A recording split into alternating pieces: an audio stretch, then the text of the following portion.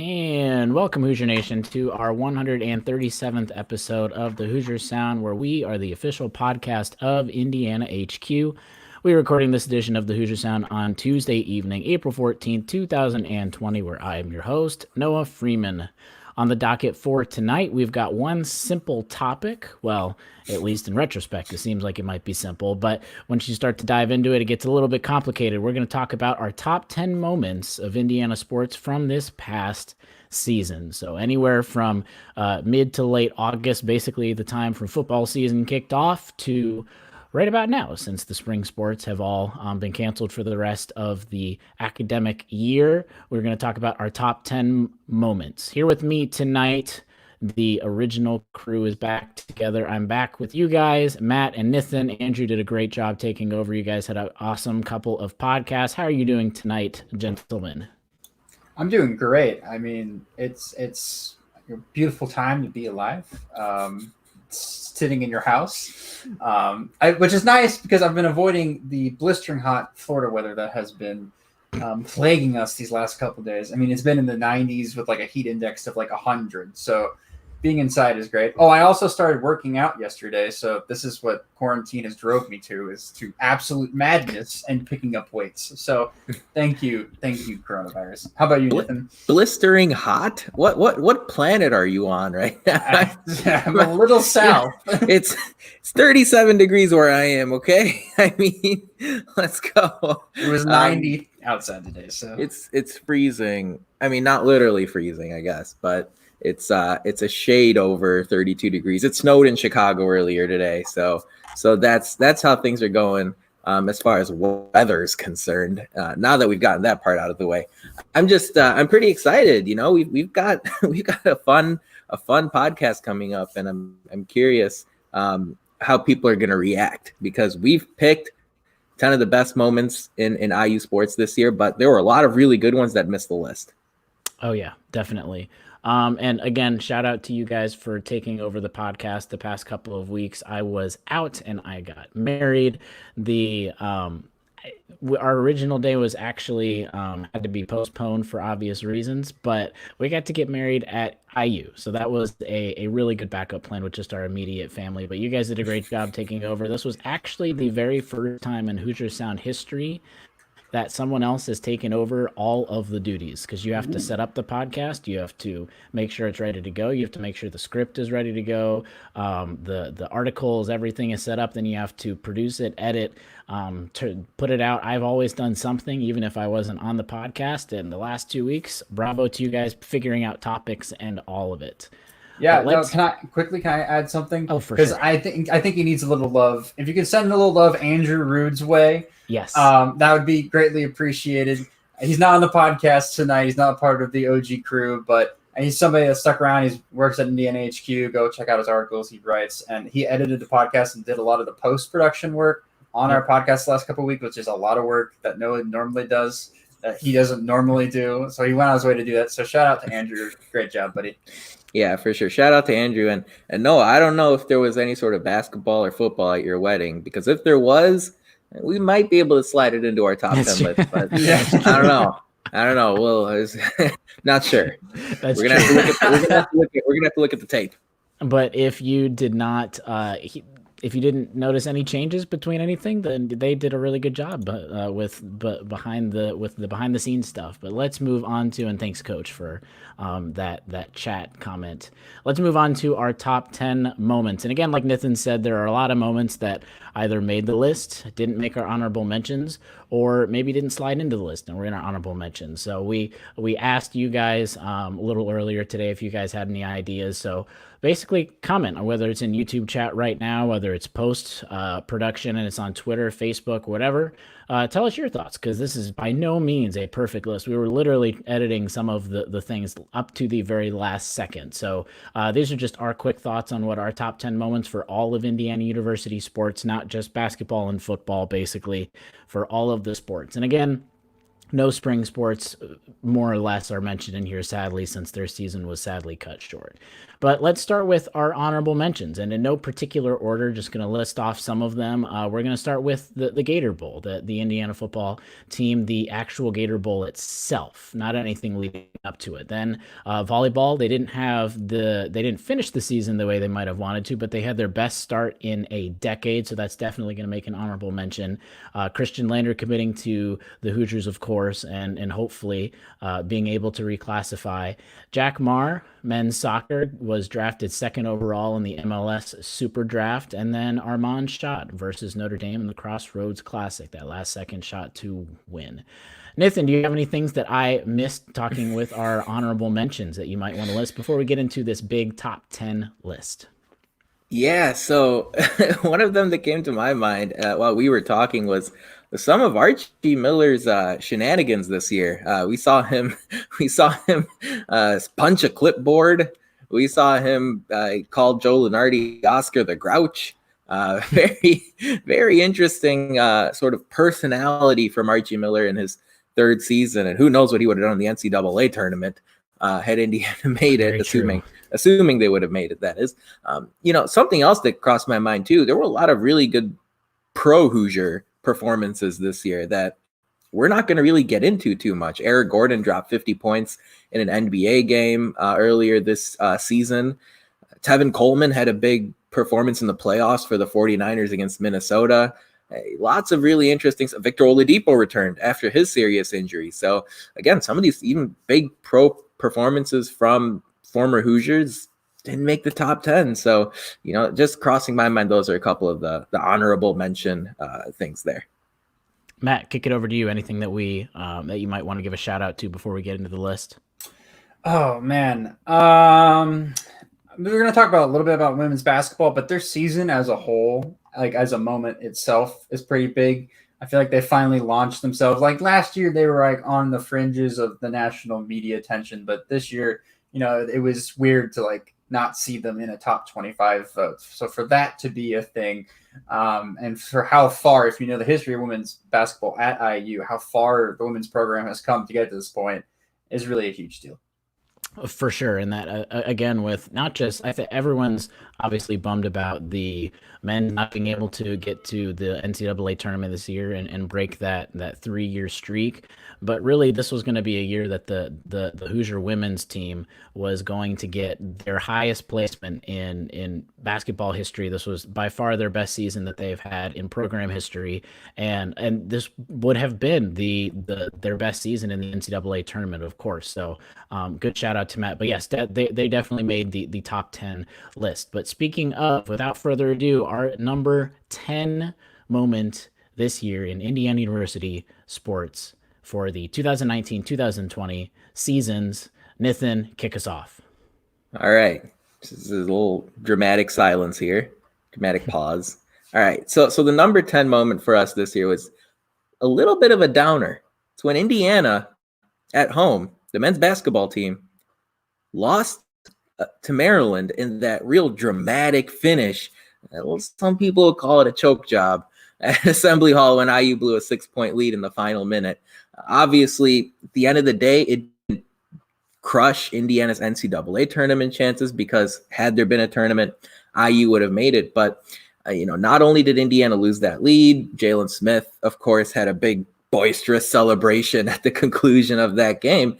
And then one other big part of that entire afternoon was the same day that Kobe Bryant died. And I remember covering that game for Indiana HQ. The game itself was crazy enough, major swings, both teams going on big runs. But the whole building had a bit of an uneasy feeling to it, especially after halftime when news started to spread around. So while it's not the most exciting thing, the most positive thing, when I look back on the 2019-20 season overall, that is definitely one of the more vivid afternoons that I remember for any IU sports event this year. Matt, where were you the entire afternoon, and what's your recollection of not only the game, but your reaction as you were probably going back and forth between Twitter and the TV? Yeah, I mean, it was a crazy time. I think we talked about it a couple times on the podcast, especially I think after the Maryland game that week. We talked about it a little bit, but I mean, to go over it again, I was sitting in my family room, like on a pile of books because we were moving books out of my brother's room, and we like brought them down in this like giant box, and I lugged them down during halftime and put them down there. My mom wanted them in the garage, but I was like, no, they'd make a great seat, so I'm going to sit on them. So I sat there, and all of a sudden, I remember my mom is on the couch to my right. She goes, basically sucks all the air out of the room. She goes, no. And I went, what? And she goes, Kobe died. And I went, no, it's got to be like fake TMZ report, right? Like that's like some like April Fool's joke that's just like a couple months early, and then slowly but surely, like a couple more like tweets from very reasonable sources that I can trust came out. And I was like, this is beyond insanity. This is insane. And then we choked the game. So not only am I depressed about losing a childhood hero of mine, but I'm also close to throwing my face into the TV because we're slowly giving this game away to Maryland. So not the grandest of times, but again, like Nathan said, will probably be what I remember from the season. Like when I'm 65 and in my floating wheelchair, that is what I'm going to be remembering from this game. So, and from this season, which is crazy. And look at this. Now we don't have sports. We may not have sports until the spring of next year. So this is going to be fresh in my mind for a while, which is just not something we want to talk about, but it has to have made the list, right? Like it's one of the bigger sports moments of the last 10, 15 years, let alone, this year. So, no. Yeah, like you guys said, I think it made the list just because it was happening during the middle of a game, and just Nathan being at the game, talking about the reaction that the entire crowd had, and then to where Matt and I were sitting on our couches, basically following Twitter, and then having the reactions just with our family that was in the room. It's obviously more of a somber moment, but it's an important moment. It's one of those moments that there are a handful. Two handfuls of moments your entire life that you remember exactly where you were on that date, no matter how long ago. And for a lot of people, especially like Matt was talking about childhood heroes, this is the kind of moment that many people are going to remember for the rest of their life, what they were doing when this thing happened, when Kobe Bryant ended up passing away. And sadly, it was in the middle of a basketball game, and then it didn't make anything better. Just how Coach was saying in the chat how it made the news of the results with the specific IU game not very important, and he's definitely right. How just takes a lot of different things into perspective. But yeah, let's move on to our next moment. And Nathan, again, I'm going to let you kick it off with our number 9 moment of this year. Yeah, absolutely. So switching over to the gridiron, obviously IU football had an excellent 2019-20 football season. The number 9 moment for us this year was Indiana making the top 25 for the first time since 1994. It was a 25-year hiatus between Indiana appearing in the top 25 poll. The Hoosiers broke into the coaches poll for the first time in multiple decades, and it's just another feather in the cap for Tom Allen as he continues to develop this football program. We'll see when they kick off this upcoming season. No one seems to know right now. Of course, Indiana's first game, at least right now, is scheduled to be at Wisconsin, which should be a really interesting season opener. But as far as our number 9 moment of the year, it's IU just appearing in the top 25. It's crazy how that many years passed before that accomplishment, but it's a testament to how tough the Big Ten is, and a little bit of a status update on IU football's program. So great job, Tom Allen. He got the Hoosiers in the top 25 for sure. And specifically, what got them into the top 25, they were 7-2 after beating Northwestern 34-3 that weekend. So their 7-2 record broken into the top 25. They ended up getting to number 24 in the AP poll and number 25 in the coaches poll. Sadly, that wasn't lived very long, and most Hoosier fans didn't necessarily think it would, just because they were playing Penn State at Penn State the next weekend. Top 10 team, and they would have been even probably a top 5 team if Penn State hadn't lost the weekend before. And then they played Michigan, and that was right before the bucket game. So that was also the game where sadly that was where Michael Penix Jr. got injured again, and where Peyton Ramsey officially took over for the rest of the season when Penix was in and out at points during this year. So definitely a top 10 moment as Indiana football. Like Nathan said, whenever you've got a stat that this thing has happened since blank and it's been over 20 years since some specific thing has happened, it definitely deserves a mention at least. But let's kick it over to let's pause a second for our top list, and we've got a couple other things because there have been some things that have happened this past week in Indiana University. I guess I'm gonna pause on the sports part so I can kick it over to Nathan on who won the week. Yeah, one of the more interesting developments this week during this coronavirus crisis is that Greenfield, Indiana's Tyler Combs has given Hoosier Nation something to cheer about.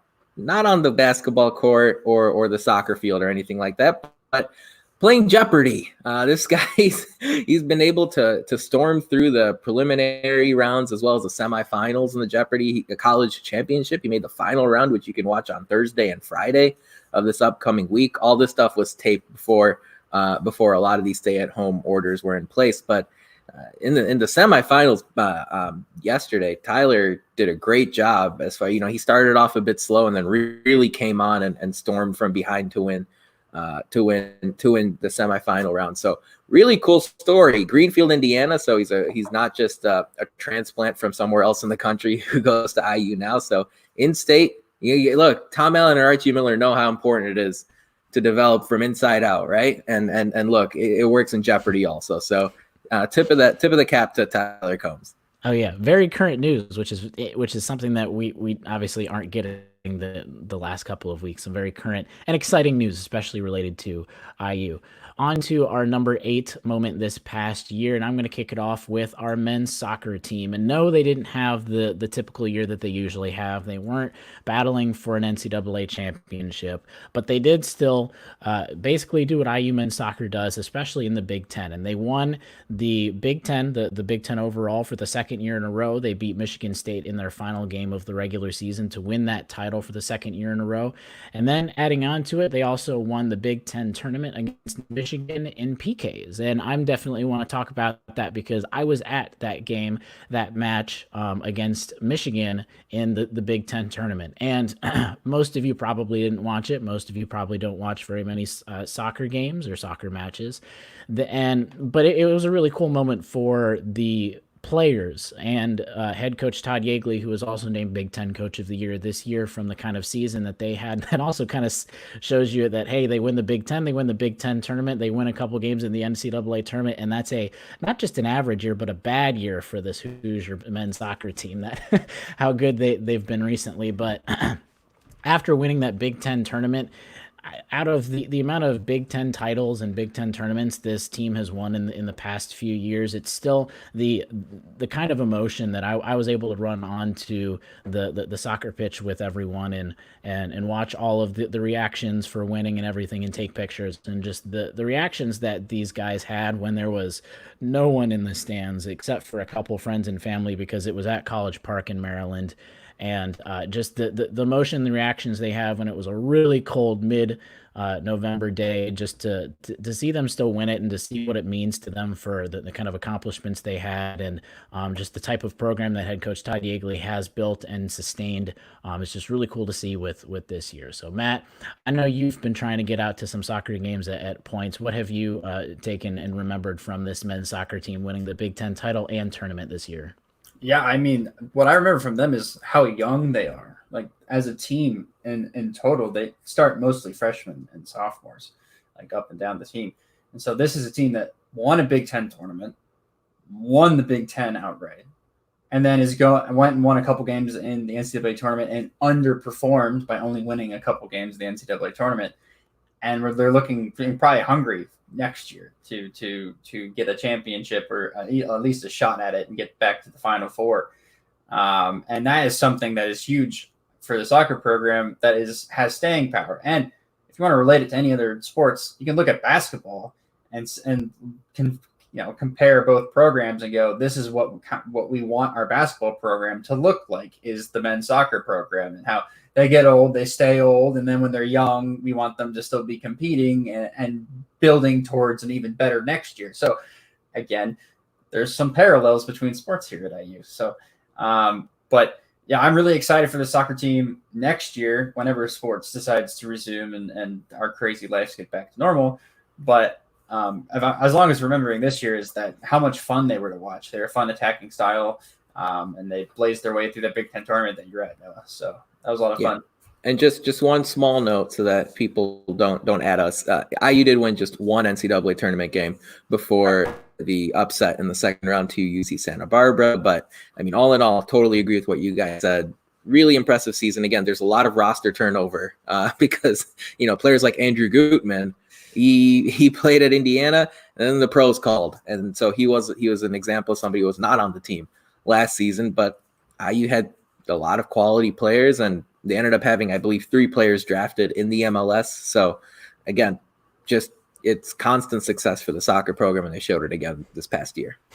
Let alone losing someone like arguably the best goalie and goaltender the year before and the previous 2 years basically before. And yeah, lost a lot of talent, kind of hitched by Jack Marr, and like Matt said, a lot of bright future for the men's soccer team. But I'll kick it over to our number 7 moment, over to Matt.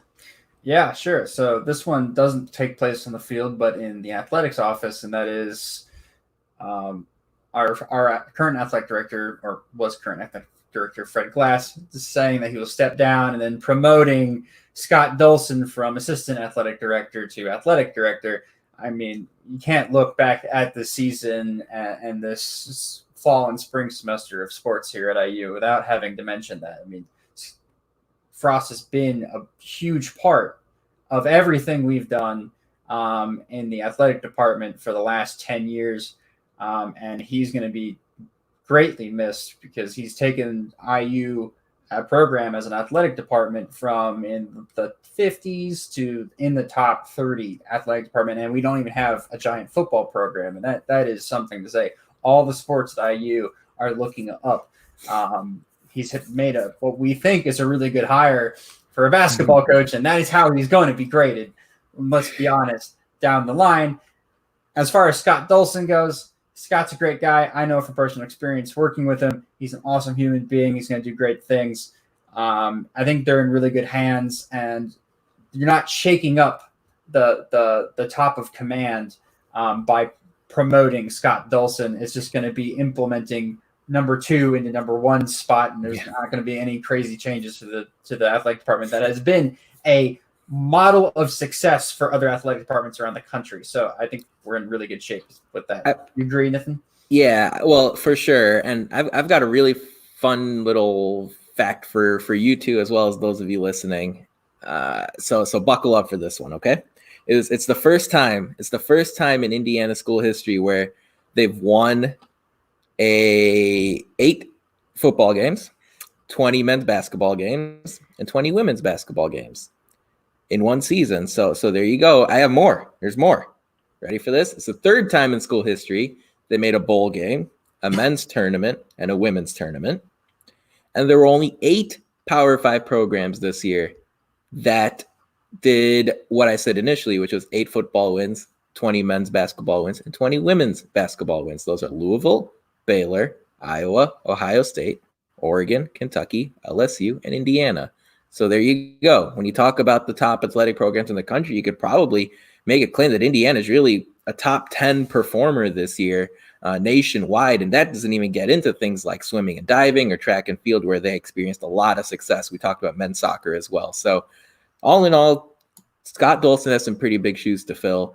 I know a lot of people are frustrated at how the men's basketball team hasn't made the tournament in a long time, but still pretty impressive accomplishments program-wide. Yep. And now that we're looking back onto Fred Glass's tenure at Indiana, if you get past, like you said, Nathan, the men's basketball side, and see the kind of growth that Fred Glass has had with this program, we're now looking back at that hire of Fred Glass and talking about what a good hire that was, and that's why this made our list and made it in the top 7. Because if Scott Dolson basically even just continues what Fred Glass had been doing, Indiana programs overall are just going to continue to have a lot of success, and not just sustain but keep up that growth. All right, over to Matt for number 6 with our moment of this past year. Yeah, I mean, look, when you think about moments, think about big IU sports moments. It always goes back to basketball or football sometimes, but mostly basketball. And this year, probably the most enjoyable game to watch was IU's manhandling of what ended up being a top-seeded Florida State team, a team that won the ACC and won the ACC tournament. I guess they got a trophy that they get to put somewhere, but I don't know if they really did or not. But and from that game is Devontae Green going nuclear. And I mean, this will be the moment that we will all remember Devontae for. You can take all the negative moments away. You can take him missing a couple games last year due to suspension. You can take all his stupid turnovers and passes and dumb shots away. What we'll remember Devontae for is him going absolute psycho mode on Florida State, putting up 30 at home, not being able to I don't think there was a point where every time he touched the ball, I thought number 1, he was shooting it. Number 2 was going in. Like every time I had the most confidence possible that was going to happen. So shout outs to Devontae for his wonderful career at IU. And that is what we'll remember him most in his senior year, nonetheless. And a big home game that we needed to win. So that was an amazing performance. No, it really was. And I remember being in Assembly Hall for that game. And there was a lot of hype going into it, without question, because Florida State was top 25. Indiana was undefeated at the time. And the Hoosiers kept it going because, like you said, Matt, you weren't the only one who had that feeling that whenever Devontae Green touched the ball, it wasn't just going to go in. It was going to swish through. I mean, it wasn't even going to touch the rim. And, he had I forgot on what platform it was. I think he may have tweeted this out. He just said, Archie Miller and him were communicating throughout the game, and it was just like, I felt good in shoot around. I felt good during the game, and he knew I was going to shoot during the game as long as it kept going in. So as far as individual performances go, I do remember Trace Jackson Davis having a big game at Minnesota, but as far as number 1 individual performance goes for men's basketball this season, Devontae Green was it, and that's why he's a top 6 moment of the year candidate. For sure. And if you don't remember, actually, Devontae Green came off the bench that game. He didn't even start. He played 29 minutes, so that means basically you give him at least, I don't remember exactly when he came in, but at least 3, 4, 5 minutes coming into the game, and then he almost didn't even get a break. He just got a couple breathers here and there after coming in off the bench. And if you don't remember his stat line, 10 for 15 overall from the field, 5 of 7 from beyond the arc, 6 rebounds, 3 assists, only had 2 fouls for playing basically 30 minutes. And again, 30 total points. Indiana beats Florida State 80-64. No contest whatsoever, just because of one guy, basically. Like you guys said, it's a moment that you remember, especially when you think about specific guys, that's going to linger with him as it goes along. And other fans agreed with this as well. We posted it out on Twitter. Natalie on Twitter said the Florida State game, and even tagged Devontae in it there. But kicking it over to Nathan for our number 5 moment. Yeah, we're into the top 5 now, and we've got another women's basketball moment to mention to all of you. IU's women's team won their program record 24th game of the season during the Big Ten tournament, knocking off Rutgers by 18 points. And remember, Rutgers is a very solid women's basketball program. They have been that way for a number of years. Indiana crushed them in the Big Ten tournament. Ali Patberg scored 26 points, but the symbolism of it is a lot more important. Again, program record 24th win. And you know that this team, more likely than not, would have done some major damage in the NCAA women's tournament.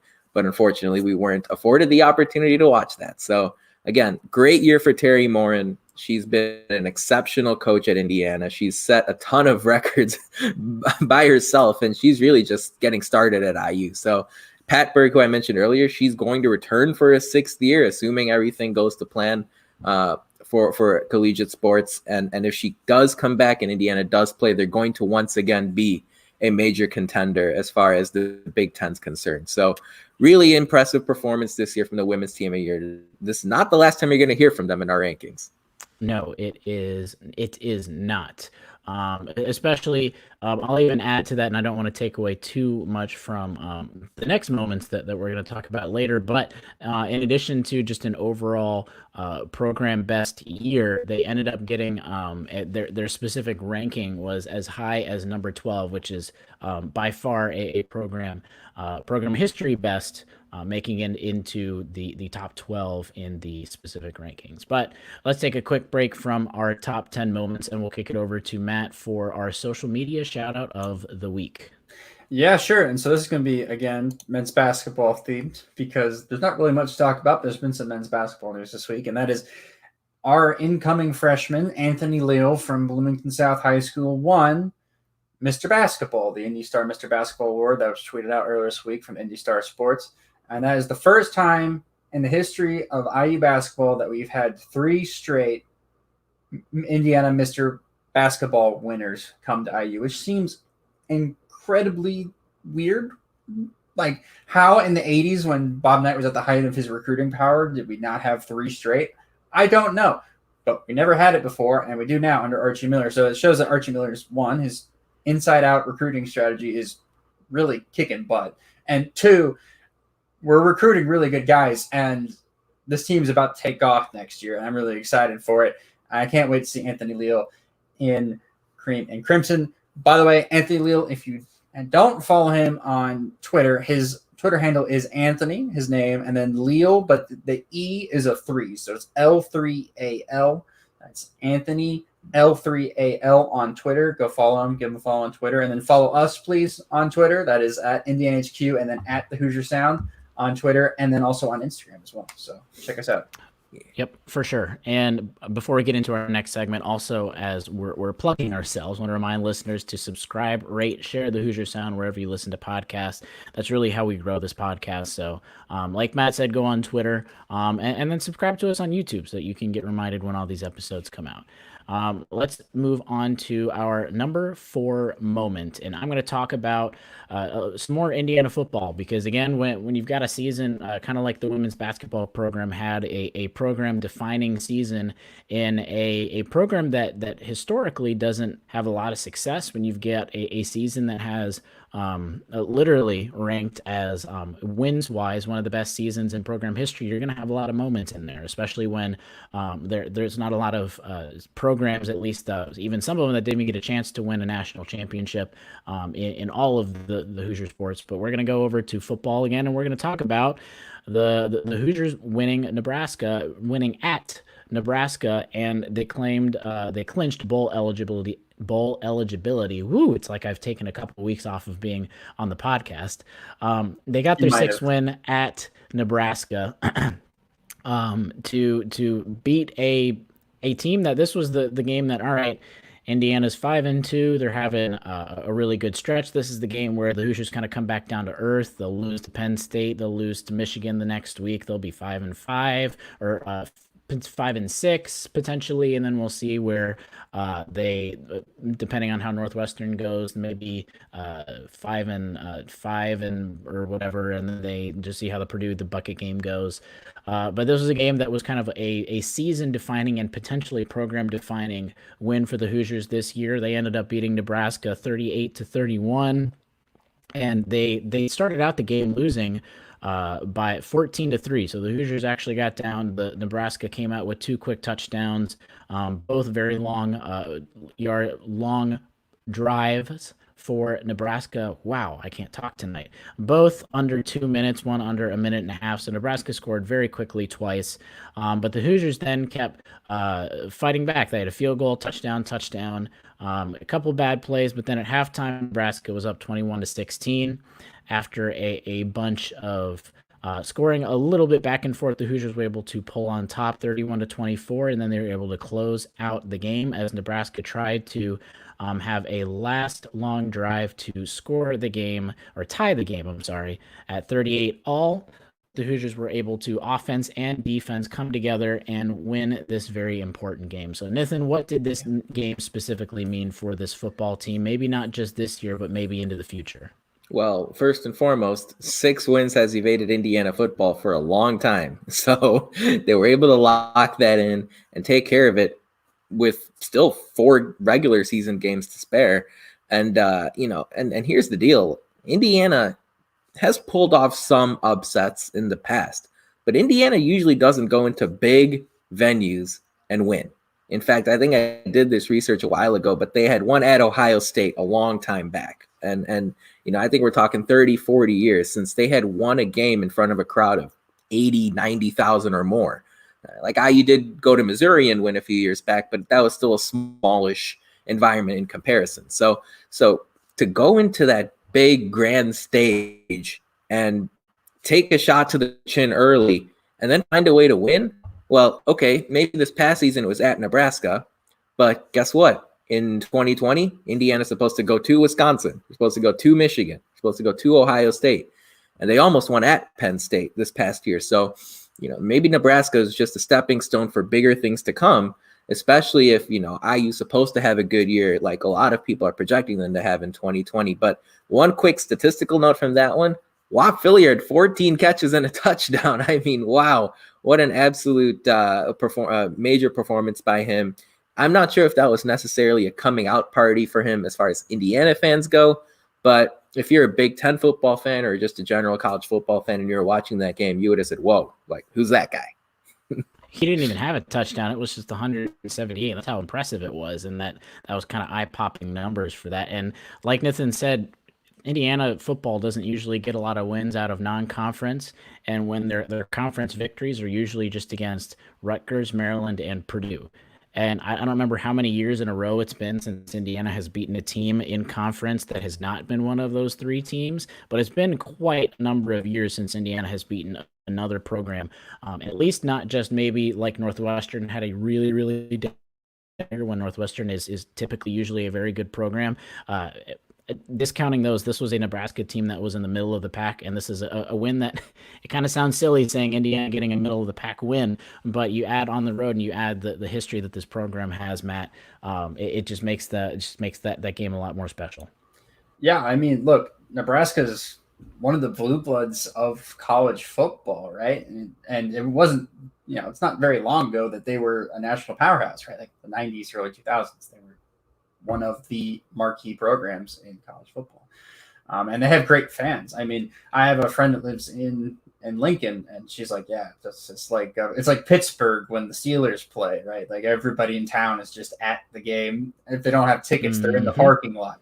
So it's an awesome environment and a great place and a wonderful place for college football. And the fact that we went there and won, and again, like Nathan said, Whop Philliard, 178 yards on 14 catches. Did get a touchdown, which is incredible to me. But he had 14 catches. The rest of the receivers, quick maths, had 13 combined.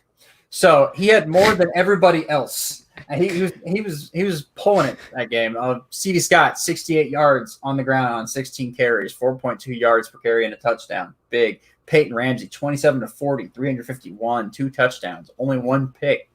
Again, what we expect from Peyton Ramsey and what he'll probably be remembered for in an IU jersey is being just rock solid, not making too many mistakes, and hitting a bunch of throws, completing a bunch of passes. And so great game plan against a really good head coach and Scott Frost and a pretty pesky Nebraska team that is going to be much better this year, I am sure. Well, they project to be better this year. They were a top 25 last year and then had the season they had. So we'll see about that. But yeah, great game to look back on.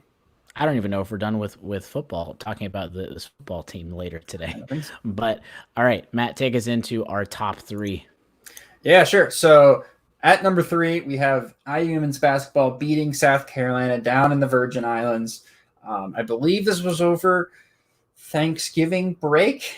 They were down for a tournament in the Virgin Islands, and they took on, at the time, number 5 South Carolina.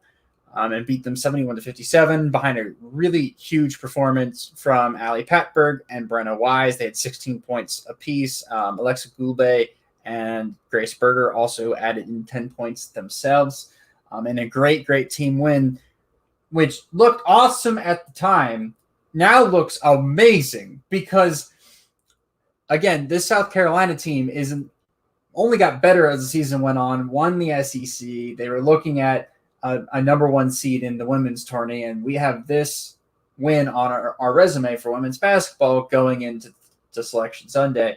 Or I guess it was Selection Monday for them. I don't know. Their version of Selection Sunday, which is obviously a huge plus. That's on a neutral floor in the Virgin Islands with about 25 people in the stands. But yeah, it was great. It was awesome. A wonderful win. And probably the best win in IU women's basketball history, if we're looking back through it. So not to minimize it with the amount of people in the stands. That was just a joke. But I'm serious. This is one of the best wins in program history, and they should be proud of it. Well, and you shouldn't really minimize it, man. I think that was kind of an important point that you made, because this was a huge non-conference early season women's college tournament, and they stuck it in the Virgin Islands. They didn't put it on TV. You had to go to a random website and pay a fee to watch it. Yeah. And not only were Indiana and South Carolina in this, but Baylor was in it, Louisville was in it, Oregon was in it. It was ridiculous. The entire concept of this tournament was ridiculous. But like you said, South Carolina, I mean, they only got better as the year went on. They didn't lose another game the entire season. They were the number one team in the country, and their only loss came to Indiana. And you know, you would have to think that in the locker room or on the court, that seed had been planted in the mind of those Hoosier players and the Hoosier coaches, like, hey, if we play our best, we can beat the number one team in the country. A little bit like what the Tom Crean Hoosiers had in mind when they beat Kentucky back in 2012. So really impressive win. Again, South Carolina was going to be the hands down number one overall seed in the women's bracket. And the Hoosiers beat them by double digits, no less. So very impressive. Yeah, very convincingly. It was a tournament more or less kind of like the Maui Invitational, except if the Maui Invitational had literally all top 25 programs instead of just like one or two marquee teams, and just sprinkling it with some more Power 5 opponents in there that are maybe more down the list. Yeah, I mean, last thing to touch on about this game, the fourth quarter was 24-6 in favor of IU. They kicked their butts in the fourth quarter. This was a pretty close game until the fourth quarter when IU eventually pulled away. So props to the women's team for a wonderful season and a program-defining victory this year. It's a good moment to end on, since they specifically didn't get to have a moment in the NCAA tournament. Yeah. And you might have seen, if you're following on Twitter, that the women's basketball team lost more than just a senior or two. They had a couple of people transfer out of the program, but Terry Morin, she went right back at it and got a couple recruits, couple transfers back into the program. Yeah. This team is locked and loaded, ready to go again with their core structure coming back next year, ready to just say, hey, you guys Oregon took us out early last year. The COVID-19 took out the Hoosiers this year. They're just chomping at the bit, ready to try and actually show the world that this program is here, at least now in the present, ready to battle with the big guys. All right, over to our number 2 moment. Nathan, take us away. Yeah, I feel like we need some kind of dramatic music, but maybe that's a next year thing. Yeah. Our number 2 moment is Indiana winning the bucket, okay, in dramatic fashion. Obviously, double overtime contest. Winning it at Purdue, West Lafayette. It was a crappy weather day, but Peyton Ramsey, he tightened his chin strap a little bit extra tight for that one, and really carried Indiana to a win. It was his best game as a Hoosier. I don't care what the numbers say, but as far as sort of guiding the team, fighting through some rough stuff where Indiana blew an 18-point lead in that game. He found a way to sneak it across the goal line in double OT to give IU its bucket win, the first bucket in a few years. It gave Indiana 8 wins in the regular season for the first time since '93, I believe. So all in all, really big win for the program because it comes in that rivalry. Everyone knows that last rivalry game every year is a big one, no matter if you're Alabama or Indiana or anyone else in FBS. So big win for IU. Tom Allen can hang his hat on winning the bucket in 2019, but hey, he's going to try to win a few more in a row here before it's all said and done. Matt, you want to give us a final wrap up of the football season? Since if you haven't guessed yet, I think a lot of you could probably already guess what our number one moment's going to be. Yeah, I mean, everyone's pretty crazy. But anyways, football. Yeah, I mean, one of the best seasons in IU football history is 8 wins. I mean, that's kind of sad, but also I'm glad that it happened while we were a podcast and together and were able to witness it, and that it was only a building block into next year, right? This is a young football team. We lost a couple seniors and a couple people to transfer, grad transfer, but we're adding pieces that we like through whether it's freshmen or grad transfers. We talked about that last episode. But this team is going to be deep, and they're going to be talented, and they're going to have a lot of experience from this year going into next year. So last year was great for building blocks. And again, I talked about this with men's soccer, right? And it parallels to men's basketball. Well, having a lot of young guys playing and having them almost all return for the next year is a good recipe for success. And so the football team has put themselves in a really good position for success in the future. So I'm really, really excited to see what the football team offers next year whenever we play college football. I think this wraps up kind of how the season went for the Hoosiers. Normally in a typical year, if you said first that Indiana was going to make the Gator Bowl, I think that would easily make the top 10 list no matter what happened on a typical year, whether Indiana wins or loses the Gator Bowl, let alone loses just by 1 point. And just the Gator Bowl itself didn't even make the top 10 just because Indiana football had so many other awesome and key moments. And the one thing I wanted to add from you guys' podcast last week is think about this. It doesn't necessarily everything going on is obviously not very good in multiple ways for everyone, but the circumstances, think about it. This team, almost everyone is coming back, and no one is going to get an off season in NCAA football. So the teams that are most likely going to do well are the teams that have been together the longest. And when the NFL was on strike the last time, I forget who the two teams were in the Super Bowl, but and lost part of their season, but the two it was the Giants and the Patriots, and they were the two teams when there wasn't much of an off season that stayed together the longest, and they were the most veteran teams with each other. So that obviously in a lot of roundabout ways, but that might bode well for Indiana, even though they don't get much of an off season this year. But all right, Matt, take us home. Take us to our top moment of the 2019-2020 season for Indiana University sports. Yeah, this one was a pretty easy one to grab out of the list, and that was Bob Knight returning. I did not grow up an IU basketball fan. I grew up a Florida Gator fan, but when I knew about IU basketball, I knew about Bob Knight. And I remember starting to watch basketball. He was still coaching at Texas Tech. First, I can really remember about watching college basketball. He was the coach at Texas Tech, but every time I ever saw Tech playing, they always mentioned IU. I was like, IU this, IU that. Talking about IU and IU basketball will forever be linked to Bob Knight for all the good and all the bad that has come with him being the coach at IU. That's what people remember. And rightfully so. I mean, 3 national titles, 20 plus years at the program, and basically built it, not from nothing, but built it up into the program that we all want it to be today. And for him to finally come back and finally get over his grudge, whether it was him being uncomfortable or whatever it was, for him to finally reconcile and come back and become part of the community again and make the community whole again by showing up and honoring the 1980 team is wonderful and amazing. And it was great that we had all-time Hoosiers like Isaiah Thomas were in attendance, and Tom Abernathy was there, and he shows up and is in the crowd and is giving it the defense chant in front of the commentators with Dickie V in the building. You could not have written a better visit. The only way it could have gone better is that if we would have won the basketball game.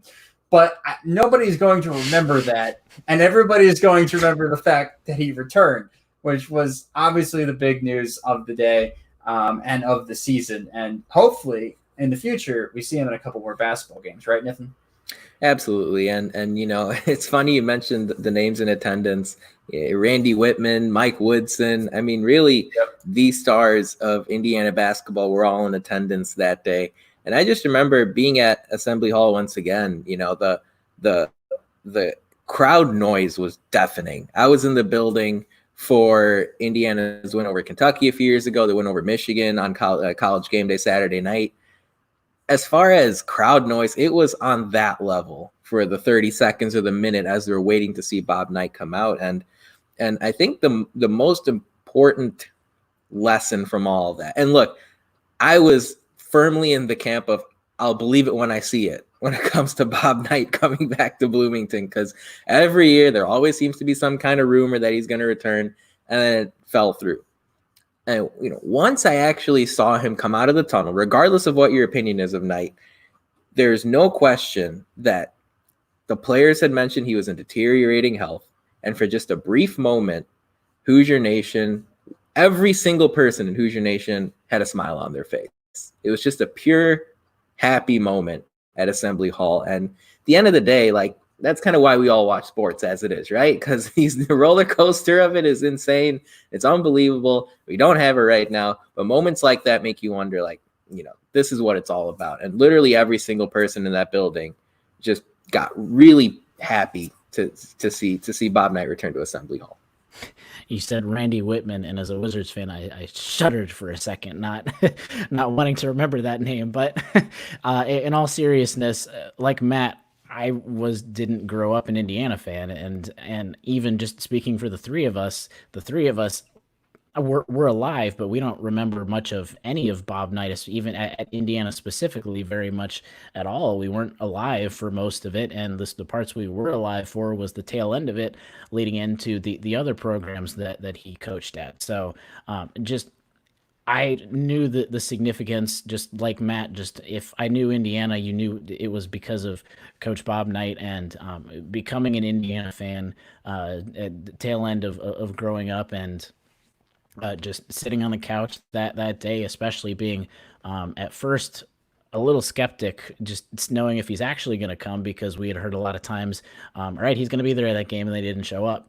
Just sitting on the couch, and everyone, even my dad, who has no affiliation with Indiana besides just me ending up going there. He grew up next to Syracuse, and just knowing Bob Knight, and he even had a smile on his face knowing what it meant to Hoosier Nation, and not just Hoosier Nation, but just everyone else, because you heard other sports programs and just other people that don't usually talk about college basketball the next day were saying, hey, Coach Bob Knight went back to Indiana, and everything was all well and done, at least, especially like Nathan said, at least for that moment in time, depending on where he ends up going. Yeah, and to me, it was funny, right? Having been to, football games, basketball games, whatever, it was funny for a solid 8 minutes during halftime that day. There was no music in the arena. There were no there was no funny sort of halftime performance acts. Chuck Crabb, the PA announcer, didn't say a word. It was just literally, and for 8 minutes is a long time. Okay, when you put it into this context, it was just Bob Knight walking up and down and all around the court, and people just losing their minds. It was by far the most unforgettable moment of the year, and it's probably going to be the most unforgettable moment for the decade, in all honesty. That's very true. Yeah, that's what a way to end not just the season or this podcast, but thank you guys so much for joining us. It's going to wrap it up for our 137th show of the Hoosier Sound. Thank you all so much for joining us. Thank you to the live audience, of course, as always, coming out and supporting us. We really appreciate it. News and updates, like we've said, Twitter. So if you have any, if we have any postponements of episodes or anything, news and updates come through there. So definitely subscribe so you don't miss out on our weekly episodes. But most importantly, if you enjoy our show, leave us a review. Apple Podcasts, Facebook is usually the easiest, but tell a friend, share links. Your support is how we grow this podcast, so we can reach all of those passionate IU fans such as yourself. But as always, thank you for listening, Hoosier Nation, and we'll see you next time. Peace. See ya.